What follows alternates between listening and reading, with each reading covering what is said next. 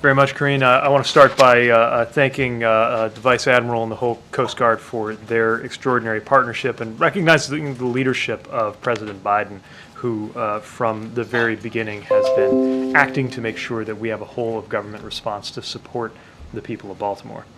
Yesterday, America awoke to shocking images of the Francis Scott Key Bridge collapsing after it was struck by a Neo-Panamax container vessel.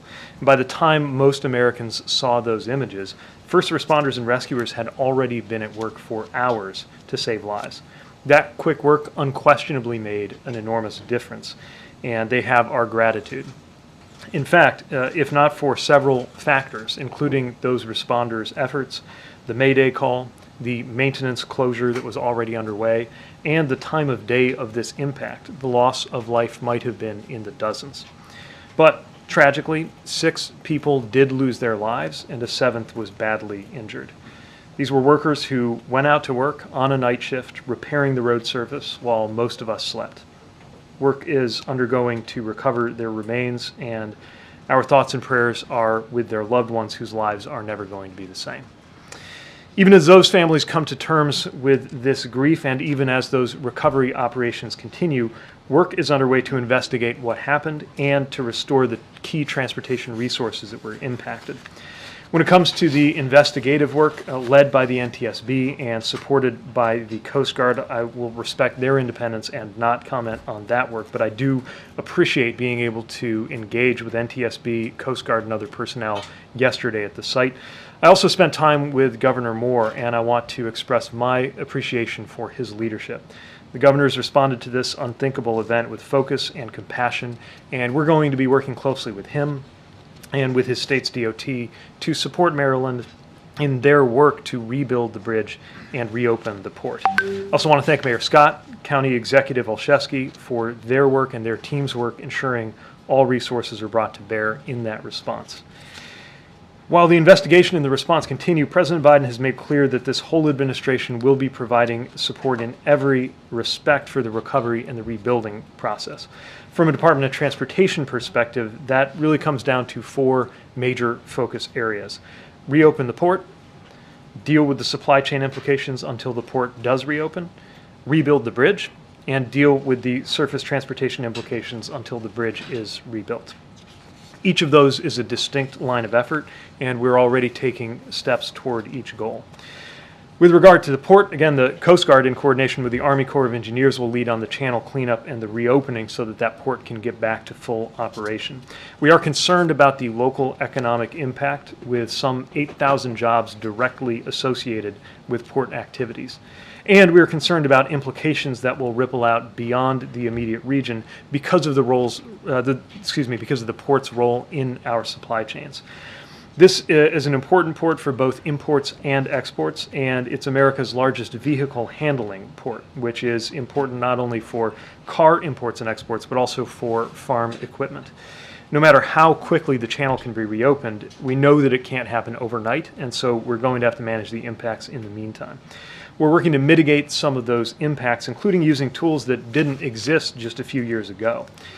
Following the disruptions to supply chains from the COVID pandemic, President Biden's infrastructure package included the establishment of a new freight office within our department to help coordinate goods movement in ways that were not possible before.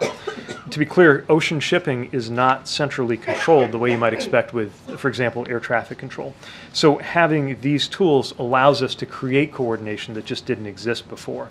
It's helped us to smooth out supply chains after COVID. It's helped us to manage the Red Sea crisis, and we're using it now to help the hundreds of different private supply chain actors get better coordinated to keep goods moving.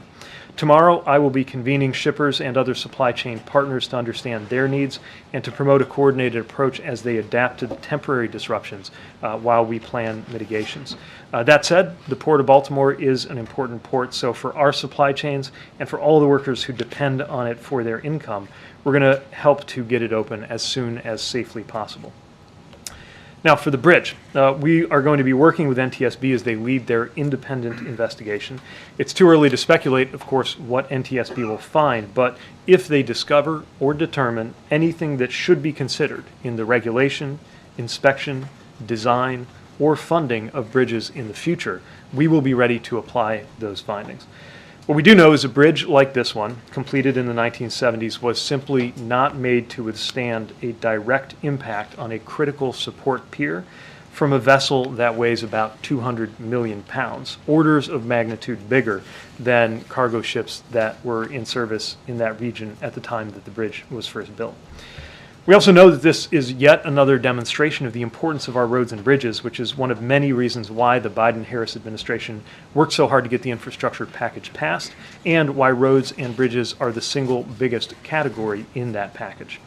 We are committed to delivering every federal resource needed to help Maryland get back to normal, and we're going to work with them every step of the way to rebuild this bridge. It is not going to be simple. When we helped Pennsylvania and California swiftly reopen I-95 and I-10 respectively, there was terrific done work there, but that was addressing comparatively short spans of bridges over land relative to this span over water. And of course, in the Baltimore case, we still don't fully know the condition of the portions of the bridge that are still standing or of infrastructure that is below the surface of the water. So rebuilding will not be quick or easy or cheap, but we will get it done. As I mentioned, we're working with city, county, and state, and I also want to add that we've been closely engaged with the Maryland congressional delegation, many of whom were on hand yesterday, and who are doing a tremendous job advocating for their state. They've made it clear that they will work with us to push for any help that we need from Congress. Bottom line, as President Biden has made clear, the federal government will provide all of the support that Maryland and Baltimore need for as long as it takes, and we will work with Congress to deliver on that. I'll end with this. For the families of those presumed lost, for the people of Baltimore who are going to be feeling this closure in day-to-day life, and for everyone affected by the port closure and its supply chain impacts, the President and the whole government will be here with you until everything is rebuilt stronger than ever.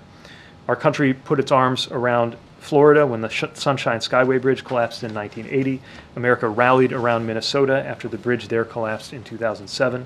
This will be a long and difficult path, but we will come together around Baltimore, and we will rebuild together.